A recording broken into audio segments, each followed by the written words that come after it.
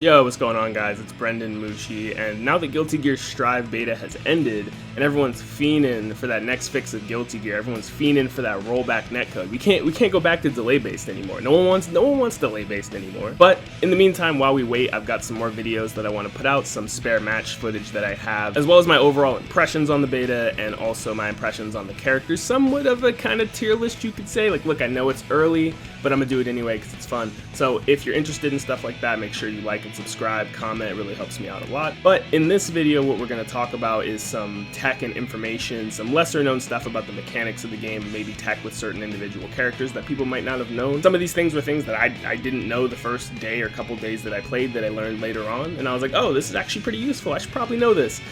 Granted, these things might get patched out of the game in the final release, of course, but I do think it's cool to know, just because that way when the game does come out, you can test for yourself to see if it's still in, and if it is, you can use it to your advantage. So let's go ahead and talk about it. Alright, so for the first one, let's talk about everyone's favorite mechanic in Guilty Gear Strive, the wall break. So for a lot of characters, the wall break isn't really a good thing. Let's say, for example, a character like Milia, who is a set play and mix-up character who wants the knockdown. When she gets you in the corner and she splats you against the corner and the wall breaks, the game resets to neutral, which might be good for a character like Axel or even a character like Kai, who is really good at the neutral game, but for a character like Milia, who wants to knock you down and get in them cheeks, not really a good thing for her. But if you break the wall using a super, you actually get to retain your Oki. Now, you don't get as much time as if you were to sweep them with like a 2D or something like that, but you do get enough time to run in and actually pressure them. So it might be worth it for you to actually spend that meter to break the wall if you feel that you need that additional pressure so that they don't get away. So it's good to know. Alright, so for the next piece of info, certain characters can actually cancel certain normal attacks into a dash. So like Sol can do this with his 5k, his close slash, and Giovanna can also do it with their close slash. I'm not really sure about other characters, but they're able to cancel that normal directly into a dash. This can be used for some kind of gimmicky pressure because they do have to commit to the dash for a certain amount of time, unlike normally how the dash works. So if you do a button into dash, it can get interrupted, but it can be used for tricky stuff like button into a command grab, and you can also use it for combos as well, which allows for some pretty sick conversions. But because Sol's able to cancel a button into dash, this also allows him to do a pretty unusual piece of tech. So as you may or may not know, Sol is unable to cancel normal attacks into Ground Viper or into Fafnir. The game just won't let him. But with this mechanic, using a button that's cancelable into dash, Sol can do, for example, close slash, cancel into dash, and then immediately cancel the dash startup frames into Ground Viper or Fafnir. So he's essentially able to cancel his dash cancelable normals into Fafnir or Ground Viper, which he couldn't do before, which actually gives him access to better pressure and better combos. So you may have noticed when you were in training mode that there shows a section for recovery, and this confused me so bad when I went to it because I knew before that there is no teching in Guilty Gear Strive. The game auto-techs for you. So I was like, what the hell is recovery? And then I realized the recovery section is referring to the wall stick. So if the opponent chooses not to break the wall, you have three options for teching off the wall. You have a neutral tech, a forward tech, and a back tech. So if you hold the stick at neutral while stuck to the wall, you kind of just fall down in place. If you hold the stick forward while attached to the wall, you fly hella far forward. And if you have the stick in the back position, you'll fly straight up in the air. Unfortunately, as you may or may not know, you are no longer able to snatch people's souls in Guilty Gear Strive, meaning throwing people out of their burst. So in prior Guilty Gear games, you could throw people out of their burst startup. In Guilty Gear Strive, you cannot. Oh, and also Leo can't parry burst anymore, so thank God. So if you didn't already know, there's two types of bursts in Guilty Gear. There's a blue burst and a gold burst.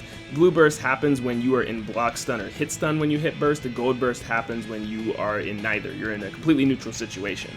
And how you're able to punish these types of bursts is different. So with the blue burst, for example, once you block a blue burst, you can hit them while they're on the way down.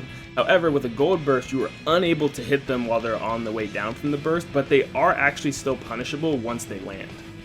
Speaking of defense, let's talk about DPs. So as you know, DPs are essentially used as a get-off-me tool when you're being pressured. They beat everything. Normals, throws, basically everything other than like counters or if the opponent blocks. However, in Guilty Gear Strive, this is a bit different. You actually can throw people out of the startup of their DPs. So if the opponent's going to go for a wake-up DP and you know that, you can actually go for a throw and you'll just completely throw them out of it. Outside of DPs and bursts, you also have yellow Roman cancel. So yellow Roman cancel is when you input Roman cancel while you're in block stun, and it's designed to push the opponent back and push them off of you when you're being pressured.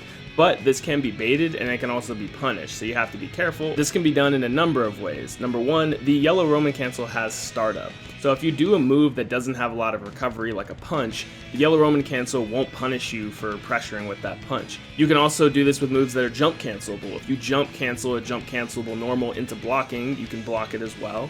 You could also cancel into supers to completely invul the yellow Roman cancel attack and punish it. You could also Roman cancel the current action you're doing, so you could block the YRC and then punish it. And it also should be noted that you shouldn't YRC moves that are disjointed or far from the opponent, because your YRC will whiff and then you'll just get whiff punished for it. Also, it's important to keep in mind, yellow Roman cancel doesn't work when you're in a guard crush state. The game just won't let you do it. And the last thing I want to talk about is some tech using the blue Roman cancel. So the blue Roman cancel is what you get when you're in the middle of a jump, an air dash, or a neutral situation. And so utilizing the blue Roman cancel along with the drift mechanic, people have found ways to go for instant overheads or to just put themselves at that perfect air dash height for some really good pressure. Alright, so that just about wraps it up for this video, so hopefully you guys were able to learn something from it, and I do plan to release a lot more videos in regards to the beta, such as the survey, my thoughts on it, what I thought about the characters, all that stuff, some spare match videos, so be on the lookout for that. Once again, if you enjoyed the video, make sure you like, comment, subscribe, it really helps me out, and I'll see you guys in the next video. Peace out.